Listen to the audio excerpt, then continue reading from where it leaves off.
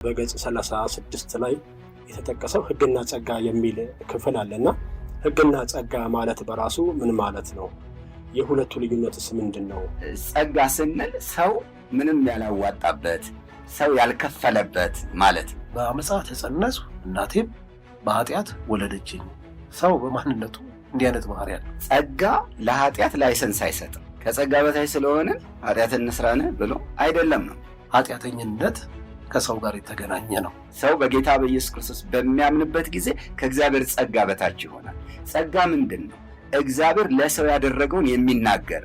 ሰው ሕግን መጠበቅ አልቻለም። ስለዚህ ምን መጣ? የእግዚአብሔር ጸጋ በማን በኩል ተገለጠ? በኢየሱስ በኩል ተገለጠ፣ ለዓለም ሁሉ ተገለጠ እና ይህ ዘመን የጸጋ ዘመን። ሰዎች ሕግን መጠበቅ እንደማይችሉ በቃ ማመን አለባቸው፣ መረታት አለብን።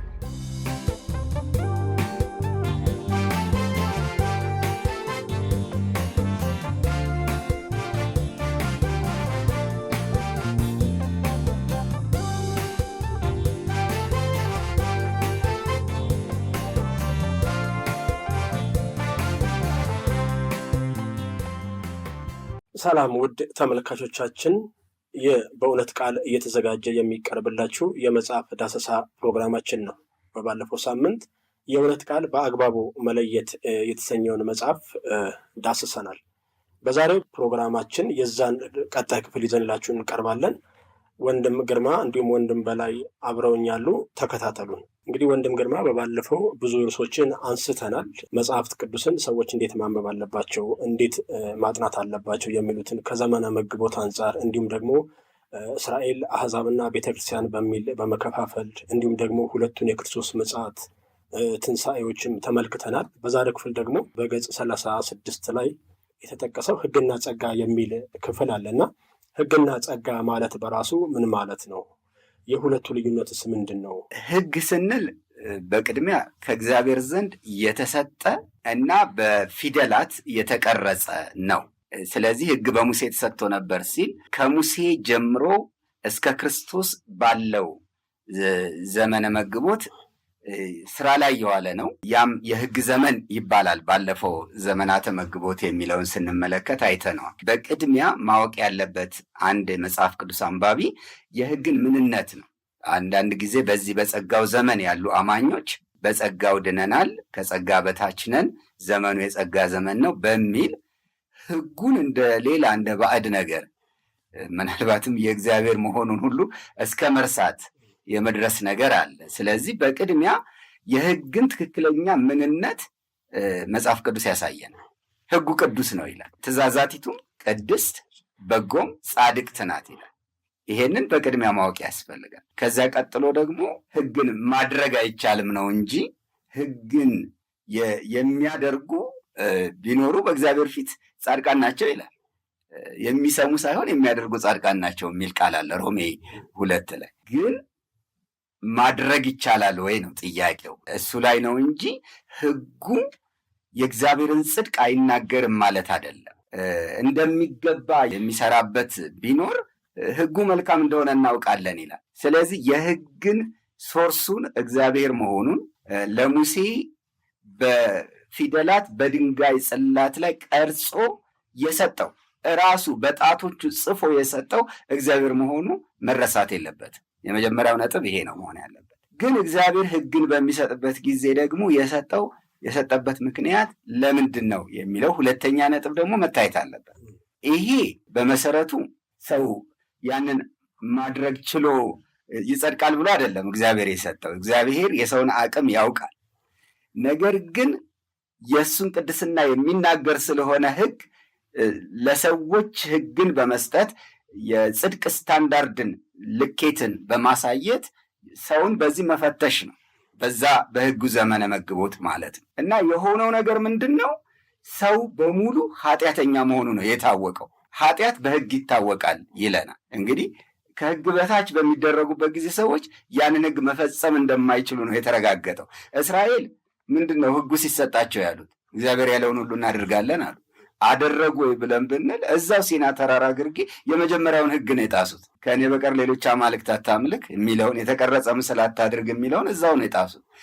አታመንዝር የሚለውን በሞዓብ ሜዳ ላይ እንዴት እንደ ጣሱ እናውቃለን። በየቦታው ብዙ ስንፍናን ሲያሳዩ እንመለከታለን። ስለዚህ በእግዚአብሔር ፊት ይላል አዲስ ኪዳን ሰው ሕግን በማድረግ መጽደቅ እንደማይችል በቃ ማረጋገጥ ነው እና እንደ ሞግዚትም ሆኖ እንደተሰጠ ገላትያ ምዕራፍ 3 ላይ ተነግሯል።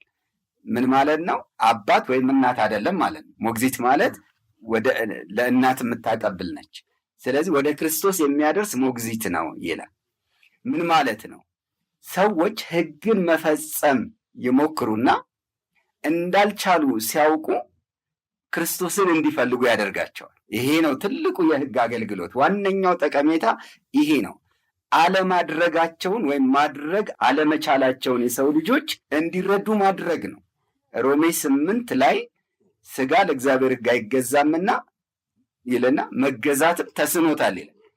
ስለዚህ ሞክሮ እንደማይችል የእግዚአብሔርን የጽድቅ ስታንዳርድ ልኬት ማሟላት እንደማይችል ሰው እንዲያውቅ ነው። አልችልም ማለት መቻል አለበት። ከዛ በኋላ አዳኝ ይፈልጋል፣ የሚያጸድቀውን ይፈልጋል፣ የእግዚአብሔርን ጸጋ ይፈልጋል፣ የእግዚአብሔርን ምሕረት ይፈልጋል።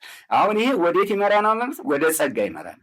ራሱ ሕጉ እኮ ቀጥሎ ወደ ጸጋ እንዲመራ ነው እና በሕጉ በኩል ያለው ሁኔታ ይሄ ነው። ይህ መጽሐፍ በጣም በዝርዝር የሕግን ምንነት፣ የሕግን አገልግሎት እና በውጤቱ ምን እንደሚያስገኝ የሚያመለክት ነው። እንዳልከው በዘመናችን ሰዎች በሕግ በኩል መጽደቅ እንደሚችሉ በማሰብ የሕግን ስራ በመስራት እንጸድቃለን በሚል ብዙ ጥረት እንደሚደረግ ይታወቃል። መጽሐፉ ግን የሕግን ስራ በመስራት ሥጋ የለበሰ ሁሉ በእግዚአብሔር ፊት አይጸድቅም ይላል ገላትያ ምዕራፍ 2። ሥጋ የለበሰ ሁሉ ጻድቅ የለም አንድስ እንኳ፣ ሁሉ ኃጢአትን ሰርተዋል የእግዚአብሔርም ክብር ጎድሏቸዋል። እና ከሕግ በታች የተደረገው ዓለም ይሄንን መፈጸም አለመቻሉን፣ በሕግ መጽደቅ አለመቻሉን አረጋግጧል ማለት ነው። ታዲያ እኛ ስፍራችን ምንድን ነው? እንደዚህ ስንሆን ከጸጋው በታች ነው እግዚአብሔር ያደረገ። ጸጋና እውነት በኢየሱስ ክርስቶስ ሆነ። ሰው በጌታ በኢየሱስ ክርስቶስ በሚያምንበት ጊዜ ከእግዚአብሔር ጸጋ በታች ይሆናል። ጸጋ ምንድን ነው? እግዚአብሔር ለሰው ያደረገውን የሚናገር ነው። መልካም። እንግዲህ ሕጉ በማን ተሰጠ፣ ለማን ተሰጠ አይተናል። የተሰጠበትንም ምክንያት እንግዲህ አይተናል። ሕጉ ሰዎች ይችላሉ ብሎ ሳይሆን እግዚአብሔር ማንነታቸውን እንዲያውቁ ደግሞም ወደ እርሱ እንዲቀርቡ ተስፋቸው እርሱ ብቻ እንደሆነ እንዲያውቁ ከዛ ደግሞ የእርሱን ጸጋ እንዲያገኙ ጭምር ነውና በላይ ወደ አንተ ልምጣ። ሕጉን ግርማ አይቶታል። ጸጋ ማለት በራሱ ምን ማለት ነው? እንዴት ነው በጸጋስ ሊዳን የሚችለውን እንመልከት። ሕግ በሙሴ በኩል እንደመጣ ይነግረናል። ከዛ ስለ ጸጋ ስናስብ ደግሞ ማን እናስባለን? ኢየሱስን የምናስበው በኢየሱስ በኩል የተሰጠ ነገር ነው። ግን እነዚህ ሁለት ነገሮችን ስንመለከት ከዚህ ቀደም አልነበሩም ወይ የሚለውን ነገር ጥያቄ በውስጣችን እንዲፈጠር ያደርጋል። ሰው ያለ እነዚህ ያለ ሁለት ነገሮች አልኖረም። በኤደን ገነት ውስጥ በተለይ እግዚአብሔር ሰውን ከፈጠረ በኋላ ያስቀመጠው ሕግ ነበር። ከዚህ እንዳትበላ በበላህ ጊዜ ትሞታለህ የሚል ሕግ ነበር ዘፍጥረት 2። ስለዚህ ሕግ ነበር ማለት ነው። ከዛ በኋላ ደግሞ ስለ ጸጋ ስንመለከት ደግሞ ዘፍጥረት 3 አይደለ? እዛ ላይ ደግሞ ምን እናገኛለን? ኦልሞስት ሰው በልቷል። ከዛ በኋላ ምንድን ነው መሆን ያለበት? መኖር የለበትም አይደለ? መጥፋት ነው ያለበት። የሕግ መተላለፍ ውጤት ወዲያው ታይቷል። አንደኛው ምንድን ነው? ሰው ራቁቱን እንደሆነ አወቀ። ስለዚህ ምን ያስፈልገዋል? መልበስ ያስፈልገዋል። ኢሚዲየትሊ ሕግ እንደተላለፈ ሰው የተፈጠረው ነገር በሰው ላይ የታየው የኃጢአት ውጤት ምንድን ነው? መተፋፈር፣ ከዛ በኋላ መካሰስ ይቀጥላል። የምንመለከታቸው ነገሮች አሉ። እነዚህ ነገሮችም በኤደን ገነት በእግዚአብሔር ጸጋ ሲሸፈኑ እንመለከታለን። በጸጋ ተሸፍኗል። የሰው ራቁትነት በጸጋ ተሸፍኗል። ከዛ በኋላ ሰው በዛ ዘመን ኖረ በህሊና ዳኝነት። የተጻፈ ነገር ባይኖርም ሰው ምን ያደርግ ነበር? ክፉና ደጉን አውቋል እና ይሄ ክፉ ነው ይሄ ደግ ነው እያለ በዚያ ክፉና ደግን በማወቅ ሕግ ይመራ ነበር። እስከ መቼ ድረስ? እስከ ሙሴ ድረስ። ነገር ግን የተጻፈ ነገር ግን አልነበረም። በጽሁፍ የተቀመጠ ነገር አልነበረም። በሙሴ የሆነው ነገር ምንድን ነው? ሕግ ተቀመጠ፣ በጽሁፍ ተሰጠ። 10ቱ ትእዛዛት እንመለከታለን፣ የተጻፉ ናቸው። ከዛ በኋላ ዝርዝር የሆኑ ደግሞ ሌሎች ሕጎችም አሉ። ለሰው ግን አልተቻለም። ስለዚህ ጸጋ የመጣው ለዛ ነው። ሕግና ጸጋን ስንመለከት በተለይ በዚህ ዘመነ መግቦት ውስጥ ብዙዎች ምንድን ነው የሚያደርገው? ቀላቅለው 3 አይነት ውጤቶች አሉ፣ የተፈጠሩ ውጤቶች አሉ፣ ምንመለከታቸው ችግሮች። አንደኛው ይሄ የሕግ አክራሪነት፣ ሁለተኛው ደግሞ አያስፈልግም፣ በቃ ሕግ አያስፈልግም ብሎ የሕግ አልባኝነት፣ መርህ የሌለው ከዛ የገላታዊነት ደግሞ ምንድነው? ሁለቱን ነገሮች አንድ ላይ ቀላቅሎ ማስቀመጥ። ይሄን ካላረጋችሁ አድኑ፣ ካልተገረዛችሁ አድኑ የሚል የተቀላቀለ ነገር እንመለከታለን። አሁን ትልቁ ችግር ይህ ነው። በተለይ ሰው መጽሐፍ ቅዱስን ለይቶ ካልተመለከተና በደንብ ካላየ፣ ባለፈውም ተናግረናል። የዚች መጽሐፍ ትልቁ ጠቀሜታ ምንድን ነው? ሰዎች በአግባቡ መጽሐፍ ቅዱስን እንዲረዱ ነው። በየዘመናተ መግቦቱ እግዚአብሔር ባስቀመጠው መሰረት እንዲረዱ ሁሉም ነገር በመጽሐፍ ቅዱስ ውስጥ አለ። ከዚህ አንጻር ትልቅ ጠቀሜታ አለ። ይሄ ዘመን የጸጋ ዘመን ነው። ጸጋ በማን ተገልጧል? በኢየሱስ ተገልጿል። ምንድን ነው የሆነው? ይህን በበላህ ጊዜ ሞትን ትሞታለህ። ሰው ሕግን መጠበቅ አልቻለም። ስለዚህ ምን መጣ? የእግዚአብሔር ጸጋ በማን በኩል ተገለጠ? በኢየሱስ በኩል ተገለጠ፣ ለዓለም ሁሉ ተገለጠ እና ይህ ዘመን የጸጋ ዘመን ነው። ከዚህ አንጻር ሰዎች መረዳት ካልቻሉ በጣም ትልቅ ብልሽት ነው የሚፈጠረው። ቅድም ያልኳቸው 3 ነገሮች ናቸው የሚሆኑት። 3ቱም ነገሮች፣ 3ቱም መዘበራረቅ፣ 3ቱም መደበላለቆች አሉ። በዚህ በጸጋ ዘመን ሰዎች በሕግ መሄድ ይፈልጋሉ። ስላልተቻለ ነው። ሰው ሕግን መጠበቅ ስላልተቻለ። ሮሜ ምዕራፍ 6 ቁጥር 15 ላይ እንግዲህ ምን ይሁን ይልና ከጸጋ በታች እንጂ ከሕግ በታች ስላይደለን ኃጢአት እንስራን ብሎ ይጠይቃል። ከዛ አይደለም። በአንድ በኩል ያለው ችግር ይሄ ነው። አንደኛው ችግር ምንድን ነው? ከጸጋ በታች መሆናቸውን ሰዎች ያውቃሉ። ይሄ በጣም ጥሩ ነገር ነው። ወደ ጸጋው ዘመን መግባት፣ መዳን በጸጋ ነው ማለት፣ ይሄ በጣም ደስ የሚል ነገር ነው። ነገር ግን ጸጋ ለኃጢአት ላይሰንስ አይሰጥም። ከጸጋ በታች ስለሆነ ኃጢአት እንስራን ብሎ አይደለም ነው፣ በቃ ይዘጋዋል።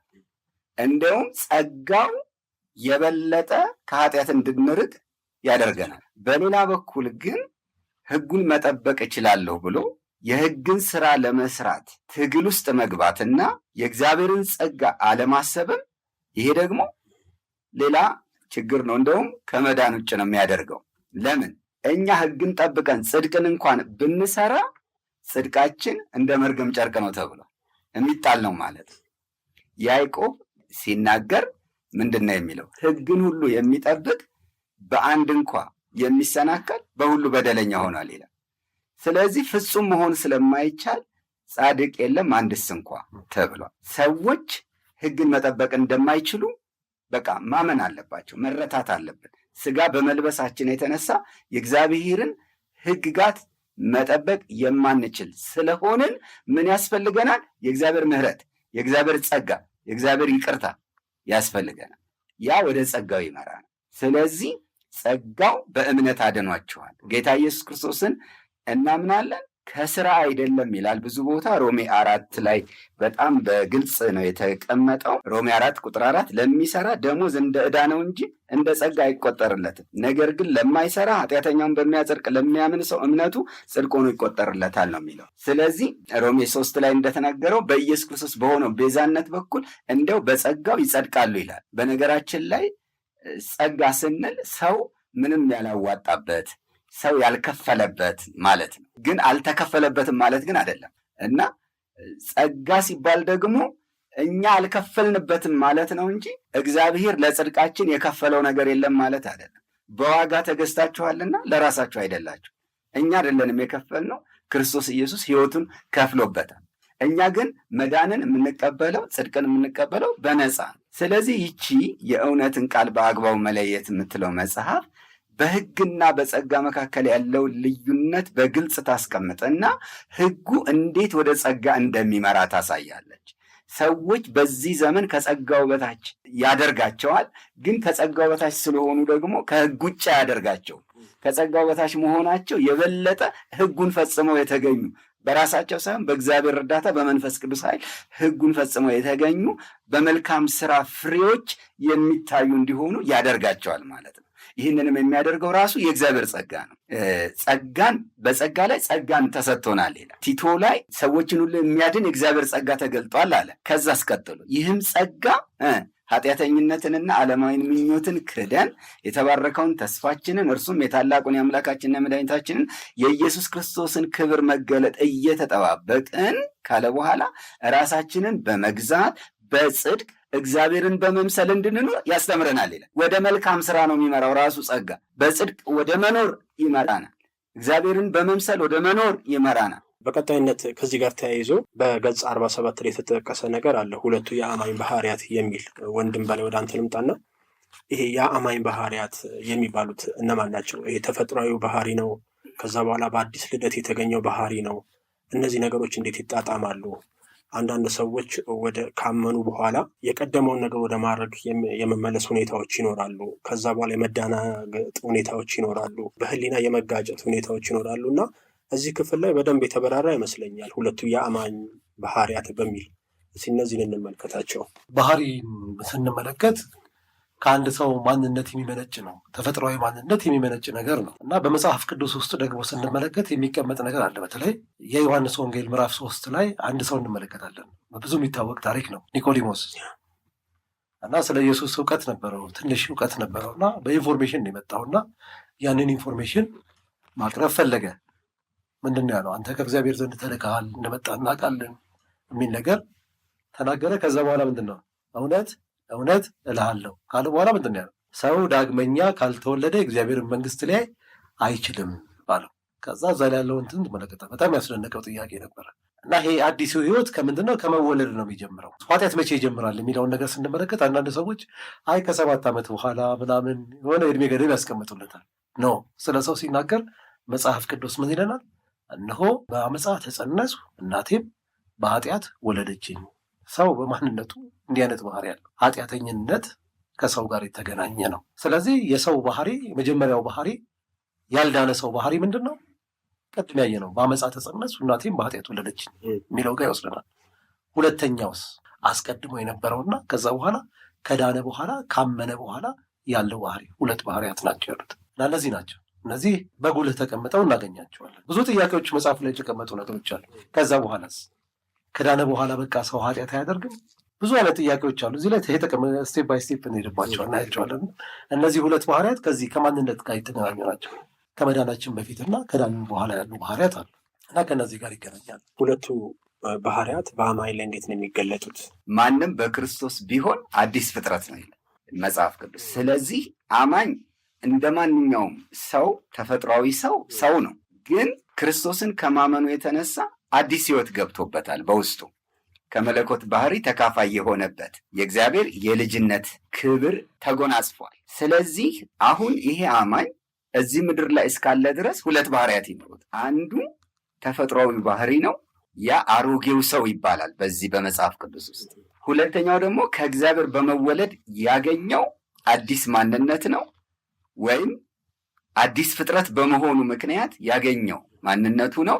እርሱ ደግሞ አዲሱ ሰው ይባላል። በእነዚህ በሁለቱ ሰው መካከል ያው ቅድም እንዳልከው ፍጭት ይኖራል፣ ተቃርኖ ይኖራል። ገላትያ ምዕራፍ 5 ላይ የተጠቀሰው ማለት ነው። ስጋ በመንፈስ ላይ ይቃወማል፣ መንፈስም በስጋ ላይ ይቃወማል፣ እርስ በርሳቸው ይቃዋወማሉ ይለናል። የአዲሱ ሰው ማንነትና የአሮጌው ሰው ማንነት በውስጣችን አለ። ግን አሮጌው ሰው መወገድ አለበት። እንዴት ነው የሚወገደው የሚለውንም ሮሜ ምዕራፍ 6 ይነግረናል። አሮጌው ሰዋችሁ ከክርስቶስ ጋር ተሰቅሏል ነው የሚለው። ስለዚህ ይሄ በትግል በምን አይደለም አሮጌውን ሰው የምናስወግደው፣ ራሳችንን ቀራኔው መስቀል ላይ ስናኖርና በቀራኔው መስቀል ስራ መወገዱን ስናምን የዚያን ጊዜ የአሮጌው ሰው ጠባይና ማንነት ከኛ የራቀ የተወገደ ይሆናል ማለት ነው። ስለዚህ አዲሱ ማንነታችንን ተከትለን መንፈስ ቅዱስ ከአዲሱ ማንነታችን ጋር በመሆን እየመራን የምንሰራቸውን መልካም ስራዎች፣ መልካም ጠባዮች አጠናክረን መቀጠል ይኖርብናል እና በዚህ ክፍል ውስጥ የተጠቀሰው የሁለቱ ባህሪያት ልዩነት ይሄን አዲሱ ሰው በመንፈስ ቅዱስ የሚመራ በእግዚአብሔር ፈቃድ የሚመራ ነው። ሮሜ ምዕራፍ 7 ላይ ያለው ሰው በትግል ውስጥ ነው ያለው። የስጋ ፈቃድና የመንፈስ ፈቃድ በጣም ይታገሉበታል። ግን ሮሜ ምዕራፍ 8 ውስጥ ስንገባ በመንፈስ ቅዱስ ኃይል አሸናፊ ሆኖ ይወጣል። ስለዚህ ትግል ይኖራል። በቃ ይሄንን መካድ አይቻልም። በእኔ ማለት በስጋዬ በጎ ነገር እንዳይኖር አውቃለሁ ተብሏል። የአሮጌው ሰው ባህሪ ይኖራል። ያ ማለት ግን የእኛ መገለጫ እሱ ነው ማለት አይደለም። በዚሁ ስፍራ ላይ የተጠቀሰ 8ኛው የአማኝ ስፍራና ገሃዳዊ ሁኔታ የሚል ክፍል አለና የአማኝ ስፍራ የት ነው? ገሃዳዊ ሁኔታ ውስጥ ደግሞ ምን ይመስላል? እንዴት ነው የሚታየው? በዚህ ክፍልስ እንዴት ነው የተብራራው? መጽሐፍ ቅዱስ ደግሞ ምን ይላል? ይሄ በ8ኛው ምዕራፍ ውስጥ የተገለጸው የአማኝን ስፍራ የሚመለከተው ክፍል ቀደም ሲል ካለው ምዕራፍ ጋር በእጅጉ ይገናኛል። ጌታ ኢየሱስ ክርስቶስን በማመኑ አንድ አማኝ የያዘው ስፍራ ምንድን ነው? ይሄ አዲሱ ሰው ብለን የጠቀስነው የእሱን ስፍራ ማለት ነው የሚጠይቀው። ስለዚህ መጽሐፍ ቅዱስን የሚያጠኑ ሰዎች በክርስቶስ ኢየሱስ የያዝነውን አማኞች የያዝነውን ስፍራ መለየት በቅድሚያ የመጀመሪያ ስራ ስፍራችንን ማወቅ ነው። ቀጥሎ ደግሞ በተጨባጭ በገሃዱ ዓለም በቀሪው ዘመናችን በተግባር ስንታይ ምን እንመስላለን? ሁለት ነገር ነው። መጀመሪያ ስፍራ መያዝ ነው። ቀጥሎ ደግሞ ተግባራዊ ሁኔታ ነው። ይሄ ገሃዳዊ ሁኔታ ተብሎ በዚች መጽሐፍ የተገለጠው በአማኞች ላይ የሚታየው ተግባራዊ ሁኔታ ምን ይመስላል የሚለውን ከእግዚአብሔር ጋር በመሆናችን ወይም በክርስቶስ ኢየሱስ በማመናችን የተነሳ የያዝነው ስፍራ የከበረ ነው፣ ፍጹም ነው እና ይህንን አይተን በተጨባጭ ደግሞ ያለው ሁኔታ ምን ይመስላል በገሃዱስ ዓለም ውስጥ እኛ ስንኖር በተግባር ያለን ሁኔታ ምን ይመስላል የሚለውን ማነጻጸር አለብን። የያዝነው ስፍራ ምንድን ነው? የአዲሱ ሰው ስፍራ ነው። እርሱም ልጅነት። ለምሳሌ ቅድም የጠቀስን በልጅነት ደግሞ ምን እናገኛለን? አንደኛ ጴጥሮስ ምዕራፍ 1 እና ምዕራፍ 2 ስናነብ ምዕራፍ 1 ላይ ዳግመኛ የተወለዳችሁት ከሚጠፋ ዘር አይደለም በእግዚአብሔር ቃል ከማይጠፋ ዘር ነው ይለናል። ከዛ ምዕራፍ 2 ላይ ስንገባ ቅዱሳን ካህናት ናችሁ ይለናል። የንጉሥ ካህናት ናችሁ ይለናል። ስለዚህ ይሄ ስፍራ ነው። ልጅነት አንዱ ስፍራ ነው። መንግስትና ካህናት መሆናችን ሌላው ስፍራ ነው። ይህም ብቻ አይደለም። በመልእክታት ውስጥ በተለያየ ስፍራ እንደምናገኘው ቅዱሳን ተብለን ተጠርተናል። ሮሜ ምዕራፍ 1 ላይ ቅዱሳን ልትሆኑ የተጠራችሁ ይላል። አንደኛ ቆሮንቶስ ምዕራፍ 1 ላይ በክርስቶስ የተቀደሳችሁ ይላቸዋል። ስለዚህ ቅዱሳን ስንባል አሁን በቅተን ለዛ ለቅዱሳንነት ቅዱሳን ለመባል የሚያበቃ ነገር ኖሮን አይደለም። በስፍራ ነው። ጌታ ኢየሱስ ክርስቶስ እኔ ራሴን ስለ እነሱ ቀድሳለሁ።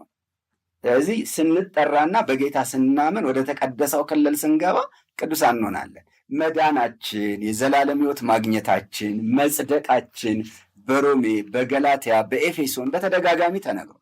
የጸደቁ ሰዎች ነን። አዎ የዳኑ ሰዎች ነን። የዘላለም ሕይወት ያገኙ ሰዎች ነን።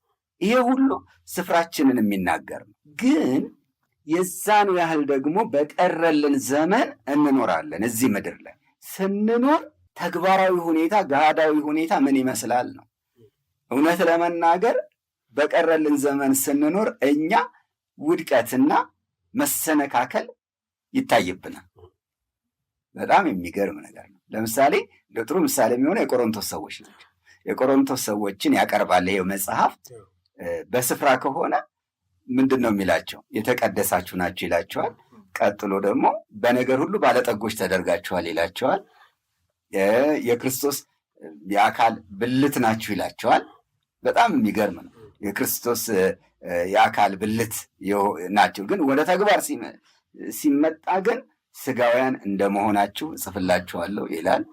እንዲህ እያለ የሚያስቀምጣቸው የቆሮንቶስ አማኞችን ውድቀቶች በተከታታይ ያስቀምጣል።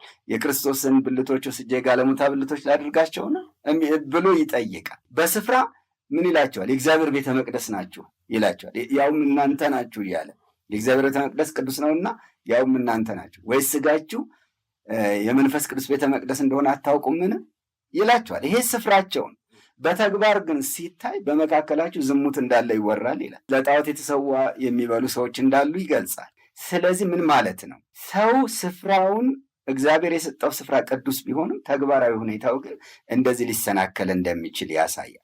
በተቃራኒው ግን ከስፍራው ጋር አብሮ የሚሄድ ሕይወት እንዲኖረው ደግሞ ይመክራል።